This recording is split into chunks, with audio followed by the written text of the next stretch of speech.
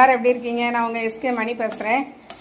ஜெசிகாலுக்கு இப்போ 7வது மாதம் காலை உணவு நாங்கள் ரெடி பண்ணுறோம். இப்போ ஃபஸ்ட்டு வந்து பொரி எடுத்திருக்கேன். இந்த அளவுக்கு நம்ம நல்லா வறுத்துக்கிடணும். இது 1/4 டம்ளர் எடுத்திருக்கோம். அதையும் வறுத்துருங்க, ரொம்ப கரிஞ்சிடக்கூடாது.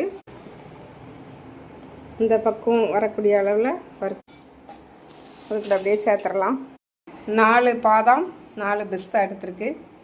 அதையும் நல்லா வறுத்துக்கிடணும். ஆறுனதுக்கப்புறம் மிக்சியில் நல்லா திரித்து வச்சுக்கிடணும். இதை வந்து ஒரு நல்ல கண்ணாடி பாட்டிலில் போட்டு வச்சுருங்க. தேவைப்படும் போது எடுத்து பயன்படுத்திக்கிடுங்க. 1/4 டீஸ்பூன் நாட்டு சர்க்கரை, அது வந்து தேவைக்கு தான். கொஞ்சம் தண்ணி ஊற்றி சர்க்கரையும் மாவையும் நல்லா ஆட் பண்ணுவோம். இப்படி கிளறிட்டே இருங்க.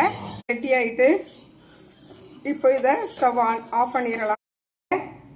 எப்படி கெட்டியாக இருக்குன்னு பாருங்கள்.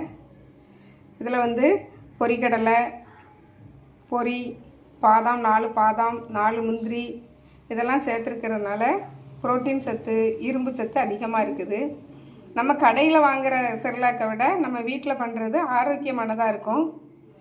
எலும்புக்கு நல்ல பலம் கிடைக்கும். நல்ல குழந்தைக்கு எடை கூடும். நல்ல வளர்ச்சி அடையும் பிள்ளைங்க. நீங்கள் பிடிச்சிருந்தா ட்ரை பண்ணுங்கள். ஒவ்வொரு நாளைக்கு ஒவ்வொரு ரெசிபி கொடுப்போம்.